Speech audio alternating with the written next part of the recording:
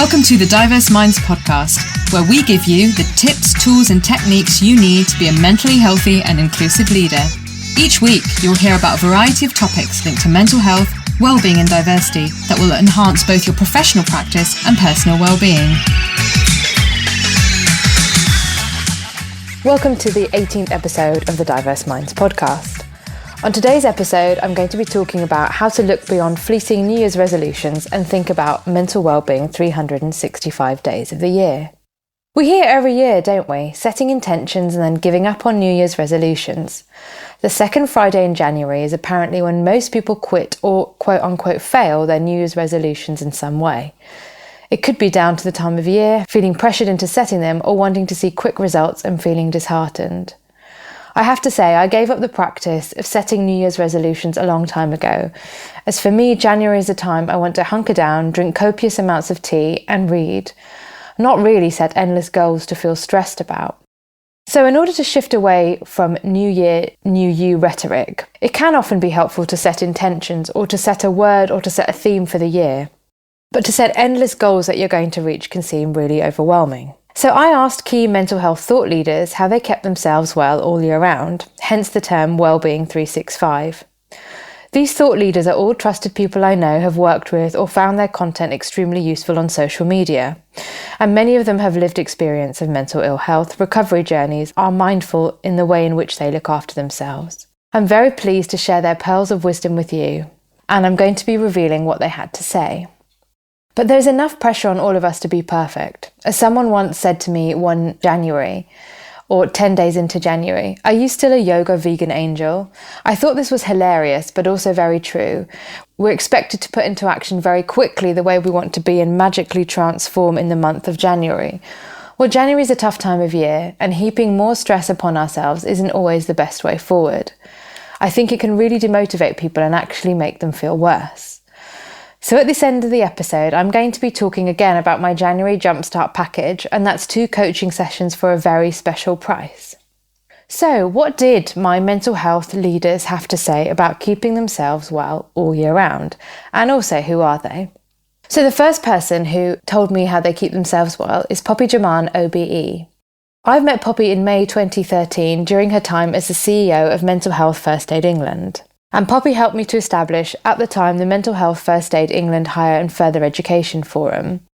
Poppy has now gone on to be a mental health advocate and champion, as well as her role as CEO for the Mental Health Alliance. And Poppy says, "For me, it's a series of small activities that contribute to my well-being. I've started hot yoga again. It's one of my favourite forms of activity. I do weight-bearing exercise twice a week. I've started drinking haldi, which is turmeric milk. I read a lot, nurture, and I'm learning to care more for my plants. I'm part of a global sari network, which keeps me connected to women, my love of saris, and gives me something to indulge in that's separate to family and work." The second person I spoke to was Danielle Mensah, CEO of Ki Dan Chi. Danielle is an executive coach and advisor to companies and leaders wanting to create sustainable change. Danielle says, "I consider self-care in all its forms, and whatever it means to you, to be vitally important. The first thing I do is to notice my state, asking myself, am I calm, easy-flowing thoughts, belly breathing, smiling, laughing, and focused when doing tasks, or am I agitated, belly swirling, chest breathing, thoughts racing, and distracted? If it's the latter, I know I won't be at my best, so then I do things I know calm me down, like breathing exercises, tai chi, meditation, take a nap, walk in nature, have a magnesium bath, or listen to relaxing music that I love. I also pay a lot of attention to the quality and quantity and variety of food I eat in order to nourish my cells. Nothing is restricted so long as it's made of the right ingredients in the right way. In today's heavily polluted food chain, that means making a lot of fresh food and smart sourcing. Optimal nutrition for me is organic, whole food, diverse plants, grass-fed meat, raw dairy, and plenty of healthy fats most of the time." The third tip comes from Jaspreet Kaur, poet at Behind the Netra. I met Jaspreet at the Rising Networks Festival as part of International Women's Day in March 2018. Jaspreet is an inspirational poet and speaks about her mental health experience and journey as an Asian Sikh woman. Jaspreet says, "Remember to be kind to your body, gentle with your mind, and patient with your heart. We're often so busy trying to save the world that we forget that we need to look after ourselves before we can attempt to do that." And you can find out more about Jaspreet's work at Behind the Netra, and all my mental health leaders. I'll be providing information in the show notes. The fourth person is Neil Laybourne. Neil is the co-founder of the This Can Happen Mental Health Conference and charity ambassador to Rethink Mental Illness and Mental Health UK. He was the person who was on The Stranger at the Bridge that now works with Johnny Benjamin talking about suicide prevention and men's mental health and mental ill health.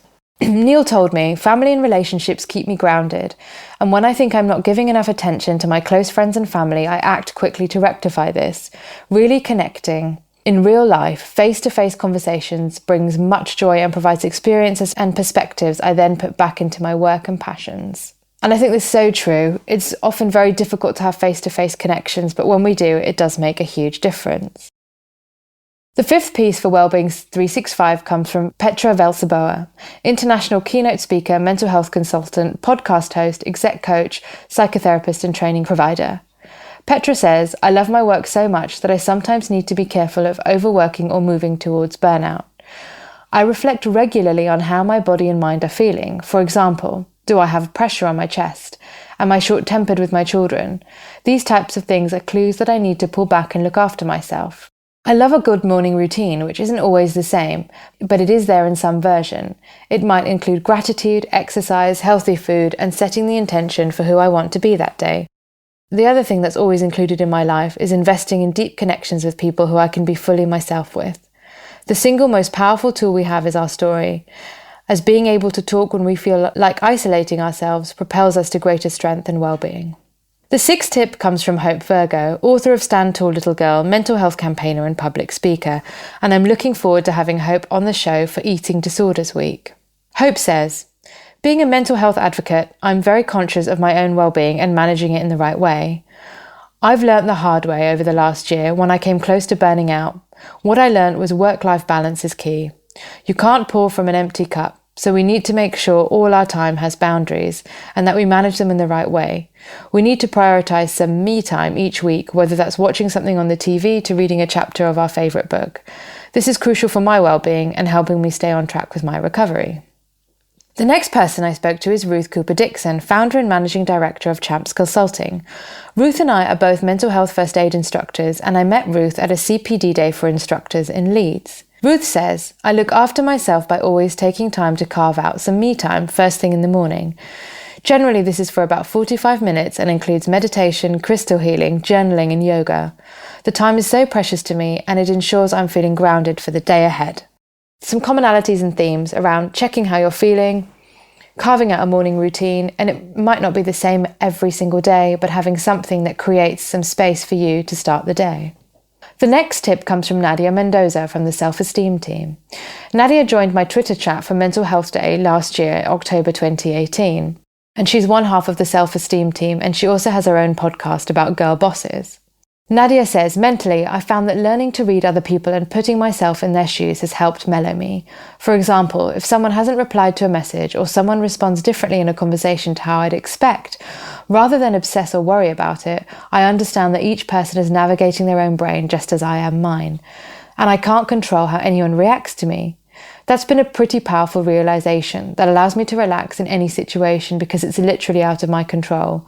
It's like the adult version of telling a child, it's okay, it's not your fault. And again, I think this is so powerful, thinking about how we can often absorb other people's energy, which is something that happened to me before Christmas, but actually that's okay. My next tip is from Johnny Ward, aka the Anxious Fireman Mental Health Training. Johnny and I connected on LinkedIn, and I love the insights and articles Johnny shares on his social media from the perspective of working in the emergency services. Johnny has first-hand experience of dealing with mental and physical health problems, both professionally and more importantly personally. He also works as a part-time psychotherapist, treating young adults for various mental health and emotional problems. Johnny says, you don't know how well you are until you're not. But it is this attachment to a somewhat expected wellness that I find causes the most problems in my life. I try to sit with what is good or bad. Both give way to each other eventually, and both are there to teach you lessons.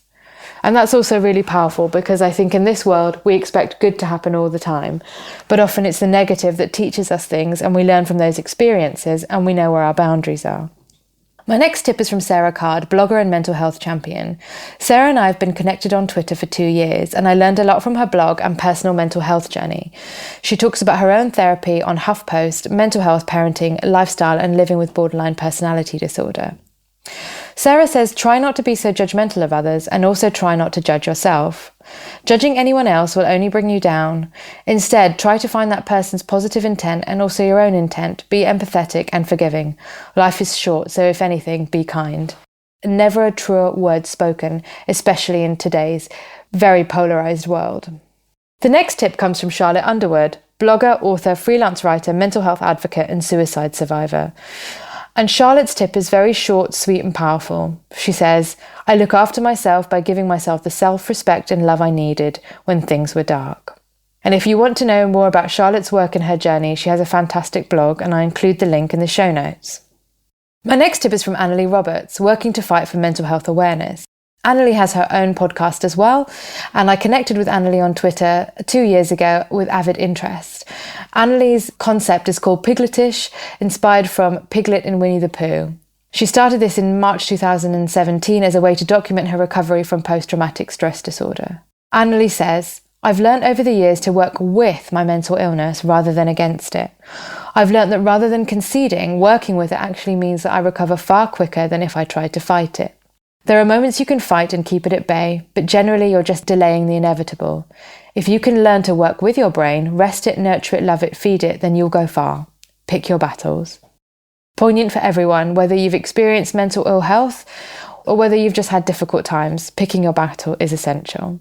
And finally, one tip from me. It's all about the pre-sleep routine, and many of you know that I talk about sleep and how I'm probably one of these people that needs a lot of sleep to function. So I give myself at least half an hour before I go to sleep to get cozy by reading, doing some bedtime yoga, and I do drink valerian or sleep tea. So I hope you found those tips useful and helpful to think about and not heap pressure on yourself to find one goal or one thing that's going to magically make you feel better.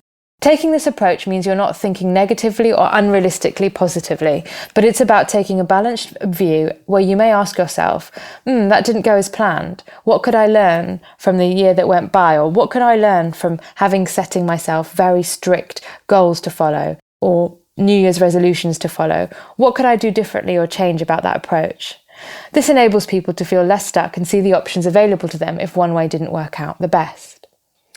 They're all things that we can do to integrate into our life to regularly support our mental and physical health. You've heard this from the experts.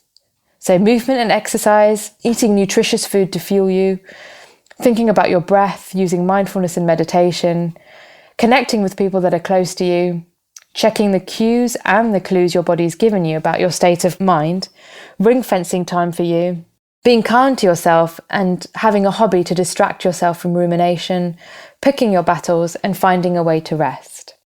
So, what will be your intentions and how are you going to integrate Wellbeing 365 into 2020? And also, why not find out more about coaching and if I'm the right person for you to help you with your wellbeing in 2020 by booking a free call with me on my Calendly.